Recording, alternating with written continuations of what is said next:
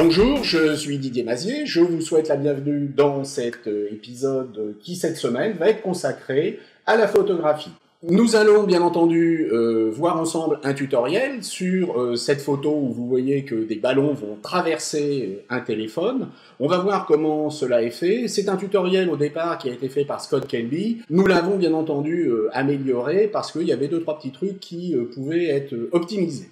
J'ai également la joie de lancer un concours. Il y aura donc un concours avec à gagner un magnifique livre sur Photoshop CC. Ici, j'ai à mes côtés Jean-Claude Martin, qui est un photographe qui travaille beaucoup pour le web et qui est spécialisé dans 2 activités qui sont d'une part les photos de visite virtuelle, mais également, et c'est à ce titre-là que nous l'avons reçu aujourd'hui, les photos de produits. Alors effectivement, Jean-Claude, quand on a préparé cette émission, on en a parlé, et j'ai fait beaucoup de photos de produits dans ma vie, dans une vie antérieure. À l'époque, on avait 30 000 € de matériel, et boîte à lumière, chambre à décentrement, etc., etc.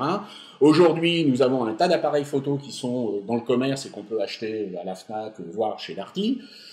Donc tout le monde peut se dire, moi je peux faire des photos. Un commerçant, quelqu'un qui gère un e-commerce peut être tenté de vouloir faire des photos lui-même. Est-ce que c'est la bonne solution de faire ses photos soi-même? Et si oui, quel est le matériel à acquérir, etc. Est-ce qu'il vaut mieux pas faire appel à un professionnel? On peut fort bien faire les photos soi-même, à condition d'avoir un minimum de goût, d'expérience et de matériel. Avec 5 000 €, on va déjà faire des choses tout à fait présentables. Ben oui, mais 5 000 €, c'est quand même une somme. Donc pour quelqu'un qui va avoir relativement peu de photos à faire dans son année, je pense par exemple à un restaurant, puisque là nous voyons des photos qui sont des photos alimentaires, ben, s'il a une vingtaine de photos à faire dans son année, 5 000 €... Ça fait cher la photo. Ça fait cher la photo. Alors, combien ça coûte de travailler avec un photographe professionnel comme toi, par exemple, qui va venir sur place avec du matériel, un certain savoir-faire, et qui va pouvoir faire des photos qui seront des photos qui ne seront pas contre-productives, parce qu'il faut bien voir aujourd'hui que si sur le web vous avez des mauvaises photos, c'est l'image de votre entreprise qui va sérieusement en prendre un coup. Ça coûte moins de 500 € pour une demi-journée, avec l'acheminement du matériel, avec une 50aine de photos sans problème, à condition que le chef ait le temps de préparer une 50aine de plats. Nous avons ici un certain nombre de photos que tu as réalisées, on va pouvoir peut-être en parler un petit peu ensemble. Donc ici on est sur quelque chose qui est quand même extrêmement composé. Je suppose que ce n'est pas pour le kebab du coin. Là, il s'agit de photos pour un restaurant gastronomique, un restaurant étoilé même. Le chef a préparé les plats qu'il voulait voir photographier. Je suppose qu'il y a eu un dressage spécifique pour la photo. C'était pas lors du service ou entre 2 plats, tu as photographié. Voilà. Alors c'est effectivement, ça c'est très important, parce que pour faire des photos, il faut un éclairage approprié. Donc il faut préparer toute une table de travail. Alors on voit de la glace, là, ça lui pose un problème, cette glace, elle va fondre. Ça pose pas de problème, à condition de faire toute la mise au point, la préparation d'avance, les réglages d'éclairage, etc. Et ensuite, au dernier moment, on pose juste on dresse on dresse l'assiette, mais on pose la boule de glace au dernier moment, et là on a 1 seconde et demie, 2 secondes pour prendre la photo. Donc on peut pas se rater. Non, il ne faut pas se rater. Enfin, vaut mieux pas se rater. Sinon, on nettoie l'assiette et on recommence. Alors, on peut voir ici quelque chose, on a vu du gastronomique. Ici, clairement, on est dans l'entrecôte, dans un restaurant qui, à mon avis, ne doit pas avoir le même niveau en termes de nombre d'étoiles. Alors bon, c'est un très bon restaurant, mais on ne parle pas d'étoiles. Et là, le but, c'est de mettre en valeur la présentation, mais aussi la quantité de nourriture. Quand on a mangé ça, on n'a plus faim. D'accord. Alors, on a des photos, que ce soit les précédentes ou celles-là, qui sont extrêmement nettes. Alors, ma question, c'est cette netteté dans la prise de vue. Est-ce que c'est une netteté que tu vas gérer au moment de la prise de vue, ou est-ce que derrière, il y a du photoshopping sur les photos? Quasiment pas de photoshopping, c'est vraiment exceptionnel. Du développement avec Lightroom, c'est-à-dire que les photos sont shootées en RAW, et ensuite sont développés avec Lightroom pour avoir une qualité... Un petit renforcement de netteté quand même. Non, pas de renforcement de netteté. Non. Donc c'est un peu comme la prise de son. Bah, notre son aujourd'hui n'est pas très bon, on s'en excuse, mais normalement, ce qui fait la prise de son, c'est le micro. Donc là, je suppose que ce qui fait la photo, c'est l'objectif. Alors, et le photographe. C'est le photographe, je te remercie d'en parler. C'est l'objectif. Oui, moi j'utilise un 100 mm sur un Canon 5D Mark III. Je tiens à attirer l'attention aussi sur le fait que ce qui fait la qualité de la photo... Laisse-moi deviner, vous avez deviné, c'est l'éclairage. C'est l'éclairage. Alors on va parler de l'éclairage. Là j'ai une photo qui n'est pas une photo alimentaire, qui est une photo de fleurs. Ça a été tourné chez un fleuriste. Ça n'a pas été photographié en studio. On va regarder un petit peu comment ça a été fait. Donc ici on voit qu'il y a... Donc tu es venu avec... Tu as du papier spécial Non, ça c'est le dos de papier de composition des bouquets. Papier d'emballage, en fait. Papier d'emballage des bouquets. Il y a du jaune, il y a du vert, il y a du marron, il y a du rouge. Donc il y avait du blanc, ça tombait bien. On a retourné. Ah, on a retourné pour avoir le blanc. On a pris tout simplement le dos. On fait ce qu'on appelle un cyclo, mais là c'est un cyclo très modeste, c'est-à-dire qu'on fait une courbe, on voit derrière le bouquet que le papier... Mais apparemment ça fonctionne bien ici. Ça marche très bien. Il n'y a pas de détourage là-dessus, c'est la photo brute de fonderie. Et qui est juste recadré. Donc là, il y a quand même un certain savoir-faire, c'est-à-dire qu'il faut s'adapter à l'endroit où on va tourner. Tu fais des repérages avant ou pas? Alors, là, c'est un Où tu arrives avec le matériel et je dirais que tu vas t'adapter à toutes les situations. Alors, il faut s'adapter à toutes les situations, effectivement. Bon, ça demande un petit peu de matériel au niveau de l'éclairage. Alors oui, tiens, justement, on va parler de l'éclairage. Là, je vois une photo qui est très belle, donc qui a été faite également chez le même fleuriste. Alors, qui a été faite chez le fleuriste. Mais alors, je constate que tu as un magnifique fond noir, donc Photoshop, tu as détouré, tu as remonté. Comment faire pour avoir un fond noir comme ça? Alors, rien de tout ça. Un simple fond noir dépliable qui fait 2,50 m de haut sur 1 mètre de large, qui est posé derrière le bouquet, mais suffisamment loin derrière pour ne pas être... Et loin, c'est combien? Loin, c'est 2 mètres. Ah, quand même. 2 mètres derrière, pour ne pas être touché par l'éclairage des flashs. On voit ici... Et donc, il y a deux flashs. On voit les reflets dans le vase. Dans le vase, il y a 2 flashs, mais qui ne sont pas des flashs bruts et qui sont dans des boîtes à lumière. Alors... Oui, alors ces histoires de flash, parce que comment ça fonctionne? Si je mets un flash sur mon appareil, ça va aplatir l'image. Alors voilà, le flash qu'il ne faut pas utiliser... C'est celui-là. C'est celui-là. Voilà, vous en avez pris plein les yeux. Voilà, donc celui-là... Attention, vous allez en reprendre encore plein les yeux. Je vous préviens, Jean-Claude est un pervers qui va vous... Voilà. Donc ça, c'est quoi, ça? Alors ça, c'est le 5D Mark III dont je vous parlais, avec l'objectif de 100 mm. Dessus, on a... Et c'est quoi? C'est le flash, ça? Alors non, ça, c'est pas le flash. C'est une télécommande qui me permet de placer mon flash... Où tu veux. Absolument. Là où il faut. Enfin, le ou les flashs. Ah, il peut piloter plusieurs flashs.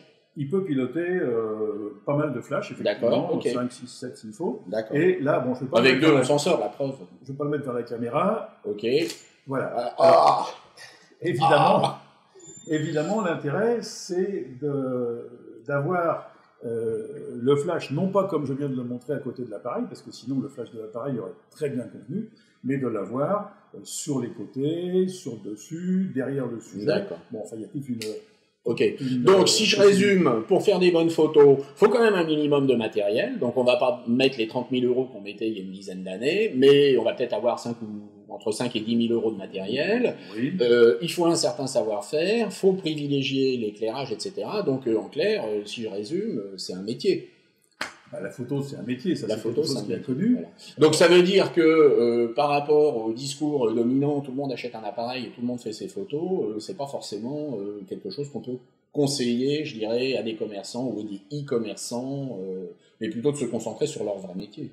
En se concentrant sur leur vrai métier, ils feront ce qu'ils savent faire. D'accord. Et ils vont sous-traiter, si j'ose dire, à quelqu'un qui sait faire des photos, la partie photographie. J'ai vu récemment une cliente qui m'a dit « J'ai pourtant acheté un appareil qui ressemble un peu au vôtre, mais je m'en sors pas, j'arrive pas à faire des photos comme vous faites. » Bon, ben voilà, je crois qu'elle Voilà. elle a bien résumé la situation. Bon, ceci étant dit, quelqu'un qui aurait un talent naturel, il peut quand même, à ce moment-là... Tout à fait, tout à fait. Alors bon, l'éclairage, ça passe par effectivement des flashs déportés, comme je viens de le montrer. Ça passe aussi par des boîtes à lumière. Ça passe par, éventuellement, moi j'utilise un écran translucide qui me permet d'avoir une lumière extrêmement douce. Oui, alors je vois là par exemple une photo de macarons. C'est fait sur un fond qui est un fond translucide, monté en cyclo, avec un éclairage des deux côtés, de part et d'autre des macarons, et avec un éclairage également par en dessous. Le papier translucide... ah oui, il y a une lumière qui remonte en dessous. Oui, donc ça suppose quand même un dispositif, des pieds, de l'éclairage, etc. Voilà. Je veux dire, un commerçant ne va pas pouvoir faire ça. Bah, il va pouvoir, mais il va dépenser beaucoup d'argent pour arriver à un résultat qui ne va pas forcément être ce qu'il souhaitait. Écoute Jean-Claude, tout ça c'est bien intéressant. Alors là nous avons ton site, la communication dans tous ces médias. Donc par rapport au web, on peut dire que quelque part tu gères du contenu image. Donc si vous êtes, tu vas intervenir à Marseille.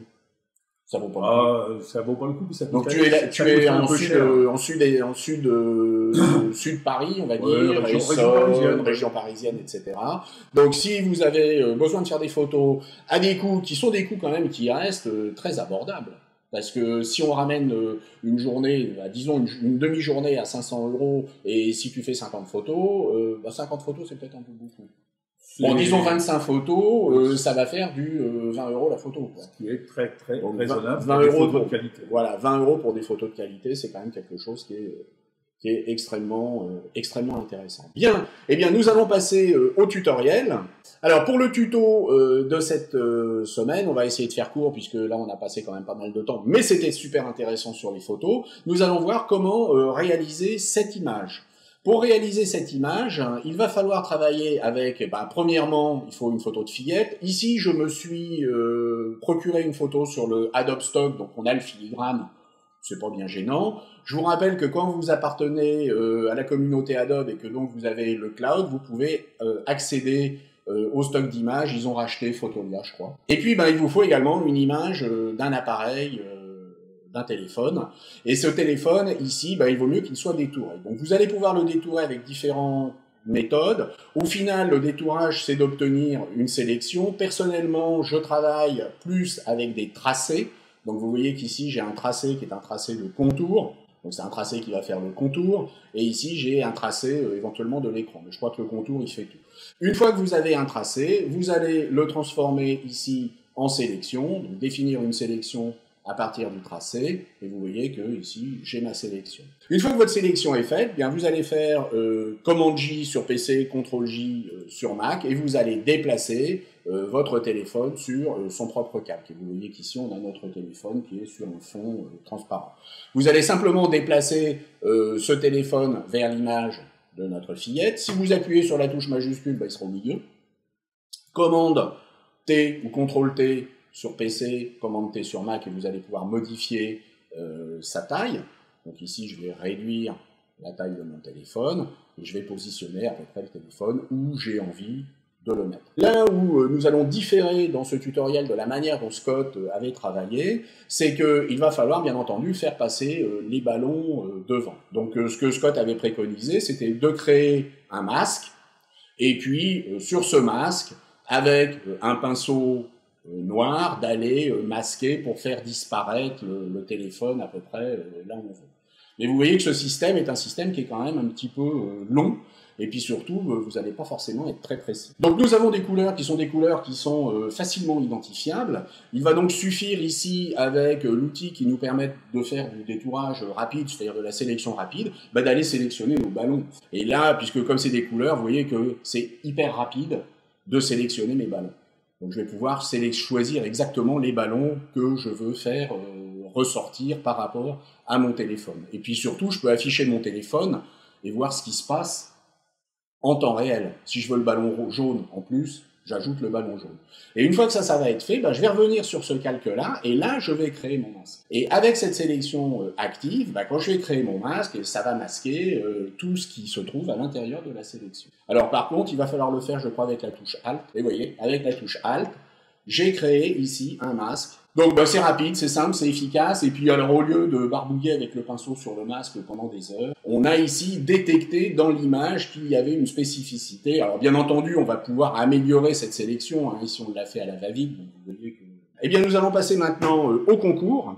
Donc vous allez pouvoir gagner un magnifique livre Photoshop CC. Pour gagner ce livre, eh bien c'est très simple, vous allez partager cette vidéo YouTube en cliquant ici sur partager et puis en cliquant ici sur Twitter avec le hashtag Ibiz Live Session photo. On va mettre un hashtag, ce serait bien, Ibiz Live Session et puis un deuxième hashtag photo et nous tirerons au sort une des publications. On prendra contact avec vous et on vous enverra ce magnifique livre sur Photoshop CC. Et bien voilà qui va mettre un terme à notre émission de cette semaine. Jean-Claude, merci d'être venu. Je te remercie de m'avoir invité. Oh c'était un plaisir. Et puis, à dans un mois pour la prochaine session. À très bientôt. Au revoir.